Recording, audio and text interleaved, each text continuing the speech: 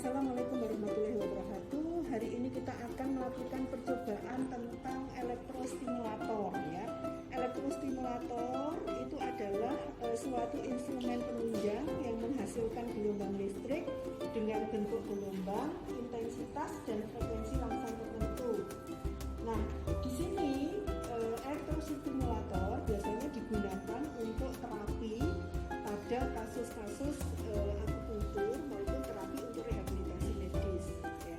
Nah, tujuan dari praktikum ini adalah yang pertama menerangkan cara kerja dari elektrostimulator, kemudian dua mengukur tegangan dan frekuensi elektrostimulator, ketiga menentukan nilai ambang stimulasi sebagai fungsi bentuk gelombang, dan yang keempat menghitung nilai efektif untuk tegangan dan energi elektrostimulator. Nah, faktor-faktor yang mempengaruhi dari elektrostimulator itu antara lain adalah bentuk gelombang dari elektrostimulator. Ya. Bentuk gelombang dari elektrostimulator itu ada bermacam-macam ya, antara lain berbentuk persegi atau square wave, kemudian ada sinusoidal, ya, ada ripple wave dan lain sebagainya. Kemudian frekuensi elektrostimulator adalah jumlah siklus listrik yang diberikan per satuan waktu ya. Jadi kalau untuk frekuensi ini nanti kita akan mengenal dibagi menjadi tiga, yaitu frekuensi rendah yaitu Q, frekuensi sedang atau normal, dan frekuensi tinggi yaitu SIEK. Kemudian intensitas elektrostimulator itu berkaitan erat dengan besar tegangan yang dihasilkan perangkat tersebut. Jadi untuk intensitas ini tergantung pada kemampuan dari testi untuk mendapatkan aliran listrik ya. Baik, kita akan masuk ke alat dan bahan yang diperlukan, yaitu yang pertama adalah ini adalah digital storage oscilloscope, kemudian ini adalah acupuncture elektrostimulator, dan ini frekuensi meter. Kemudian ini adalah elektrode yang kita gunakan, yaitu elektrodenya adalah dari bahan metal ya. Oke. Kemudian mari kita mulai rangkai untuk elektrostimulator ini. Yang pertama adalah kita susun seperti pada gambar 3A, yaitu menggunakan AIS dan frekuensi meter. Kita nyalakan dulu AIS nya dan kita nyalakan dulu frekuensi meter. Oke. Di selektor frekuensi meter ini ada selektor hertz-nya ada dua, yang slow dan fast. Kalau slow berarti respon tampilannya itu nanti akan pelan, kalau fast relatif lebih cepat, dan juga ada selektor kilohertz. Jadi tinggal kita output salah satu output dari AIS, kita hubungkan ke frekuensi meter, terus bisa kita ubah di sini intensitasnya, otomatis nanti nilainya di sini juga akan berubah. Oke. Kemudian di sini ada tiga mode yang ada pada elektrostimulator. Yang pertama mode SIG, nyala terus, kemudian mode normal, nyala mati, kemudian ada lagi mode Q, dimana matinya lebih lama daripada nyalanya. Jadi nanti setiap mode akan mempengaruhi output dari frekuensi meter itu sendiri.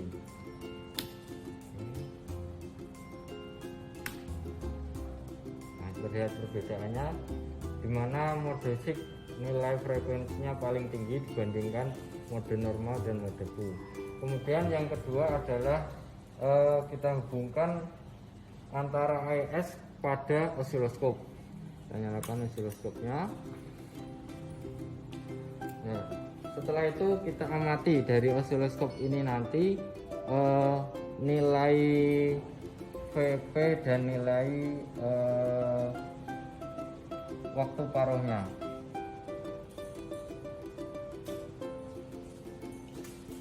Dari data ini bisa kita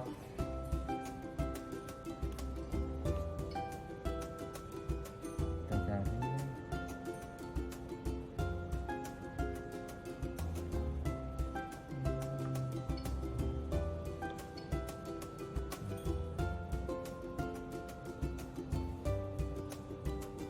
Nah, dari sini bisa kita amati nilainya. Nah, ini nanti bisa kita untuk menentukan V puncaknya ataupun untuk nilai waktu paruhnya. Itu kemudian selanjutnya adalah menggunakan testi.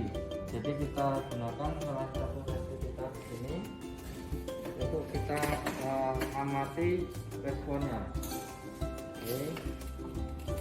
Kita pilih, kita menggunakan di sini kita pakai channel 3. Kita turunkan dulu nilainya. Kita letakkan di testi sekira mendekati titik nadi testinya. Oke, di sini.